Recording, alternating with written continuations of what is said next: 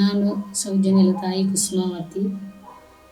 ಇಡೀ ಕರ್ನಾಟಕದ ಜನತೆಗೆ ನನ್ನ ಒಂದು ವಿನಂತಿ, ಇದೇ ಬರುವ 6ನೇ ತಾರೀಕು ಭಾನುವಾರ 10 ಗಂಟೆಗೆ ನನ್ನ ಮಗಳ ಬಾಡಿಯಲ್ಲಿ ಸಿಕ್ಕಿದೆಯೋ ಆ ಸ್ಪಾಟದಿಂದ ಬೆಳ್ತಂಗಡಿ ತನಕ ವಾಹನ ಜಾಥಾ ಇದೆ.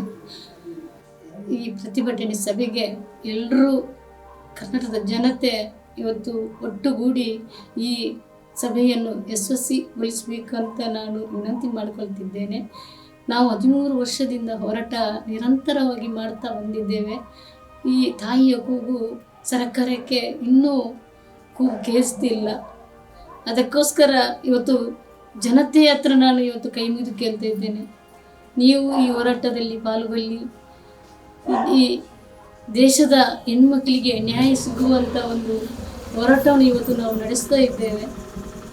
ಆ ಹೋರಾಟದಲ್ಲಿ ಎಲ್ಲರೂ ಪಾಲ್ಗೊಳ್ಳಿ. ಇಡೀ ಕರ್ನಾಟಕದ ಜನತೆಗೆ ನಾನು ಕೈ ಮುಗಿದು ಕೇಳ್ತಾ ಇದ್ದೇನೆ. ಅಂದರೆ ನನ್ನ ಮಗಳಿಗೆ ಆದ ನೋವು ಇನ್ನೊಂದು ಮಗುವಿಗೆ ಆಗಬಾರ್ದು ಅನ್ನುವಂಥದ್ದು ನಮ್ಮದು ಹೋರಾಟ.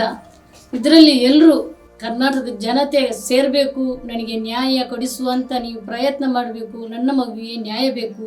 ಇನ್ನೊಂದು ಮಗುವಿಗೆ ಇಂಥ ನೋವು ಎಲ್ಲಿ ಕೂಡ ಆಗಬಾರ್ದು ಅನ್ನುವಂಥದ್ದು ಒಂದು ನಾವು ಹೋರಾಟವನ್ನು ಇಟ್ಟುಕೊಂಡಿದ್ದೇವೆ.